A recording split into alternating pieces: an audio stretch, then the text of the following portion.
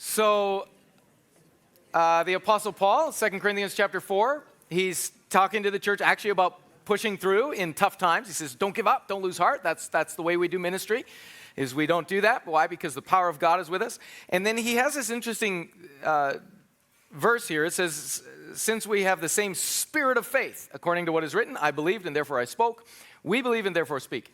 And that little phrase, spirit of faith, that's actually the word when I was praying in December about our church for the coming year. Sometimes, almost every year, I'll say, God, is there a theme or a word or something for me to just communicate to our church throughout this year? And the word that came to me, people always bug me when I have to pick a word. I pick more than one word. But anyway, the word that came to me was spirit of faith. And I was like, oh yeah, that's in 2 Corinthians 4. I should look that verse up. But was to challenge our church just to have a spirit of faith this year. And what Paul is, I think, saying in this text is he's saying, we really believe this stuff, so we have to speak. We can't give up. We can't quit. We believe in this.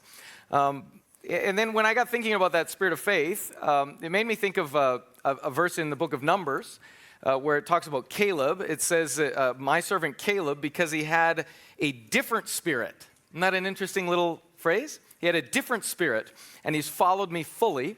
I will bring into the land which he entered, and his descendants will take possession of it. And the context there is these 12 spies go into the promised land, right, and check it out, and then they come back, and 10 come back with a bad report, and the 2, Joshua and Caleb, have a good report, and the people of Israel are like, oh no, this is so terrible, we just want to go back, we're too small, we're like grasshoppers, there's giants, we should just hide out and just, maintain. And Joshua and Caleb are like, what are you guys saying? God has called us to go forward, he's called us to take the land, there's more for us, how many of you know, if you're not dead, God's not done, right? And there's more for you to take. There's more for God to do in and through your life.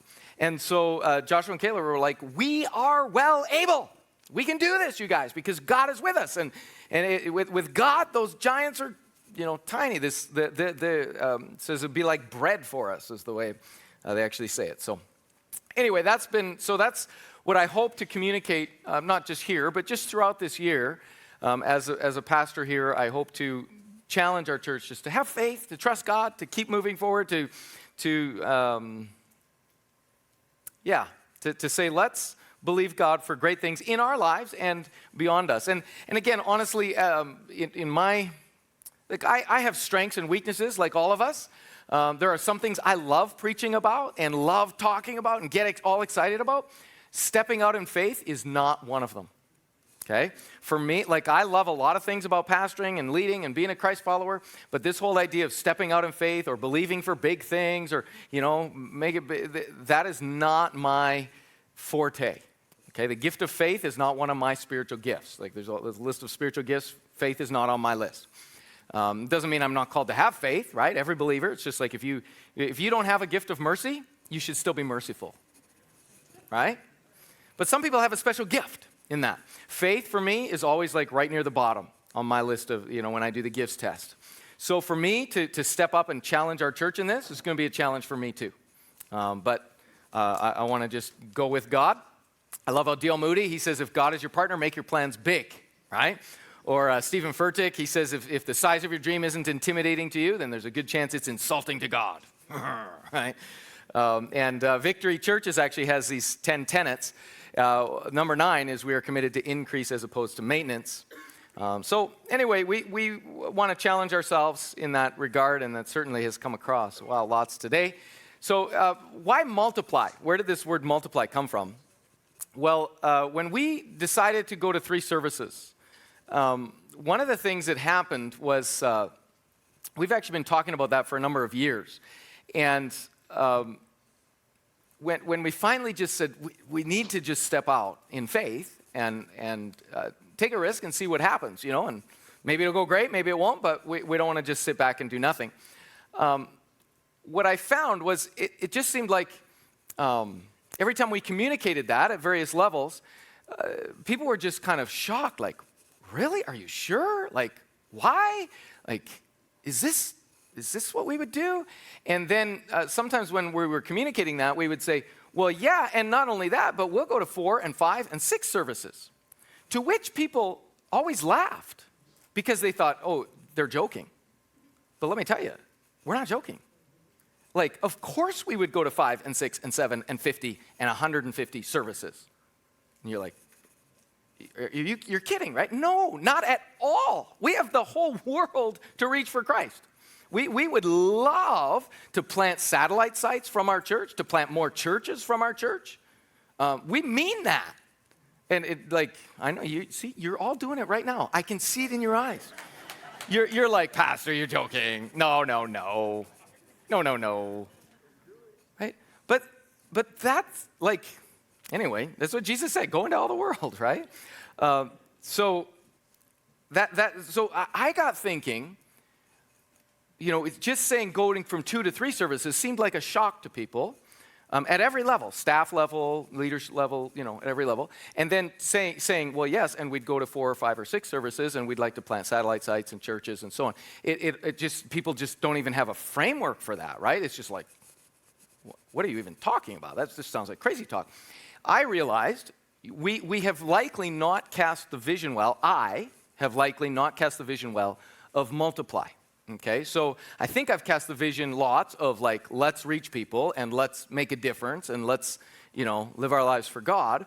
But I don't know if I've done a good job of saying part of doing that is multiplication. Just one more verse as an example here. Genesis 15:5. This is God talking to Abraham by faith. He says, then the Lord said to Abraham, go outside. Look into the sky, count the stars if you can. That's how many descendants you will have.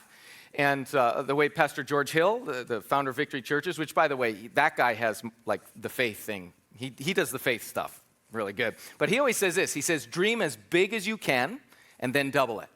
And now you're getting close to how God wants you to dream. Dream as big as you can, and then he waits for a little while we all dream as big as we can. And then he goes, now double it. Ha, ha, ha, ha, ha. And then he goes, you're getting close to the way God wants you to think, and you're kind of thinking. So now that doesn't always mean, that's going to happen tomorrow, and of course it doesn't mean in the ways we think, right? How many of you know God often has, different ideas than we have about how that's all going to take place? It doesn't always mean in our lifetime. But it does mean that's the way we move forward. And I'll tell you this, I love reading biographies and histories of churches and histories of church movements and so on. Do you know every significant movement of God's church throughout history has this sense of like, we're going forward, we're taking the, and they get criticized for it and they get all that. And you watch leader after leader, the guys who started the Salvation Army, guys like Dale Moody, if God's your partner, make your plans big. The guys who start all these missions organizations all around the world, every single one of them gets criticized for having just faith for stuff that's way beyond themselves. So, as was said I think in our panel, double is the smallest number of multiplication, right? So that's just crazy to think about all by itself. A pastor friend of mine wrote this recently. Genesis 25:23, the Lord said to Rebekah, 2 nations are in your womb, and 2 people within you will be separated. And this is God speaking about these 2 kids, and there's going to be a rivalry between these 2 nations. But he wrote this after reflecting on that verse. When we see babies, God sees nations. When we see seeds, God sees forests. When we see pain, God sees purpose. When we see steps, God sees destiny. Don't despise the day of small beginnings. So here's what I mean when I say multiply. Okay, let's multiply God's work in us, first of all, right? Let's get the DNA in here. Let's see God's work multiply in us. And really, let's believe that. I used to sing this little song as a kid, a camp counselor, little by little in every day, little by little in every way, God is working on me, or something like that. My Jesus is changing me. That's how the song went. My Jesus is changing me. Okay, so we'd sing that. And I always changed the words to lots by lots in every day and lots by lots in every way. My Jesus is changing me. Because I'm like, my God does a lot of work, So anyway, so let God multiply his work in us. Then let's make disciples who make disciples. So multiplication is just let's reach out to somebody else. Let's make disciples, right? And as each one of us invests in one other person, that's multiplying, okay? Right there, because it's one more. We're one. You reach one, you just multiply. And then let's have leaders who multiply themselves in other leaders. So if you have a leadership area, replace yourself. Think about who can take your place or who can start another team that's doing something similar to what you're doing. Okay? And then let's have small groups that multiply themselves. So as small groups, let's think about how can we have multiplying in our small groups. Let's have ministries that are going on that think multiplication in our ministries. Whether it's our worship teams, let's have more worship teams, right? Or if we have an ESL class, yay for our ESL class. It's going to start up again here soon. Let's have multiple ESL classes, and so on and so on and so on. And then let's have services that multiply services. And I'll say this at this point. I don't know. I didn't know how to multiply a service. When we went from 2 services to 3, I had no clue how to do that. And I talked to several pastors who had done it before, and they said, it's a really good step for your church, because when you go from 2 to 3, what you discover is from 1 to 2, a lot of times people just double up their work. So people just do twice as much. But when you start going from 2 to 3, that gets harder to do. And then when you go from 3 to 4, it's actually impossible. And just adding to your workload is not how you multiply. Okay? Adding to your workload is how you add, but it's not how you multiply. So the way you multiply is you have to replace yourself. Does that make sense? So it actually doesn't add to your workload. It actually lessens it when you multiply, because now there's 2 of us. Does that make sense? So that's what going to 3 and 4 and 5 services forces you to do. Or satellite sites, for example. If we started a satellite site, across town or in some town around us, what would that force us to do? Well, you can't be at 2 places at once. Right? So it forces you to multiply, which actually lowers the load, not increases it. So anyway, services, we can multiply services. And then ultimately, God's called us to multiply churches, right? To plant more churches. So C.S. Lewis says this: good and evil both increase at compound interest. That is why the little decisions you and I make every day are of such infinite importance. The smallest good act today is the capture of the strategic point from which you may be able to go on to victories you never dreamed of. And I shared with you already about Moses and the increasing population. And he actually says that. This is in Deuteronomy chapter 1 and verse 11. He says, may God multiply you 1,000 times more. He's talking to the nation of Israel, who's already grown so big. And he's like, this is overwhelming. May God multiply you 1,000 times more. Right? And bless you as he promised. But then he says, okay, now let's raise up leaders. So a gal named Mary Follett puts it this way, and we're coming to a close here. She says this: leadership is not defined by the exercise of power, but by the capacity to increase the sense of power among those led. The most essential work of a leader is to create more leaders. And honestly, right there, that has always been the theme of Team Day, is that what we really want to encourage through Team Day is that the ownership of this church doesn't work its way up to the top of authority, that the ownership of the church works its way to where the actual action is. Okay? So wherever you're serving, that's your ministry. You own that area. You don't need to wait for somebody else to make decisions. You need to know the vision, know the heart, know the values, and you make the call. And if you need help from your leader or your area leader or your pastor, you can ask us like how it's been done before. You can ask us guidance questions like, this and that. But we want you to make the decision. We don't want you to come to us and be like, so pastor, what do you want with this? Or how do you, you decide this. No, it's like, no, that's your area. You make it awesome. Don't just cooperate, collaborate. Do you get the difference there? Cooperate, I'll do what I'm told. No, we want way more out of you than to do what you're told. We want you to think, right? To be invested personally, because you'll do it way better than the pastor would do it. Way better, honestly, different, but better, because you're in the action. You're doing it. And that's what Team Day has always been about. That's what we've shared every single year with Team Day, is to say, wherever you're on the front lines doing, inviting somebody to church, handing out a cup of coffee, doing whatever you do as part of Victory, pop. Own it and run with it. And we want to release the authority to you to do this great. And you say, well, but that's kind of scary, isn't it? Well, yeah, I guess. It's kind of awesome is what it is, first of all. But second of all, if you have the vision, if you carry the values, right, of the church, then you, and of course you're going to do it in appropriate ways and gracious ways and all of those things. But we want to push the authority to the front lines so that we all operate as owners. That's the heart of Team Day.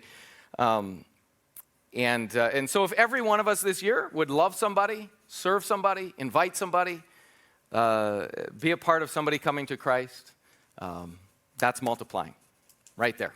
And that's what we want to see happen. And I should just do the paper multiplication illustration. So if you take a piece of paper, it's very thin, yeah? And then if you fold it in half, how thick is it? Twice as thick. Yeah, exactly, double. So if you fold it in half again, then it's actually 4 times as thick as the first time, right? Not just whatever. And then you do it again, then it's 8 times, and you do it again, it's 16 times, and you do it again. So you can actually fold a piece of paper. I think the Guinness Book of World Records is 12 times that a person has folded a piece of paper. I can never get past 7.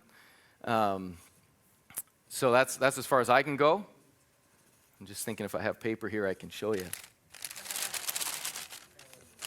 So, you can fold it once, right? It's twice as thick.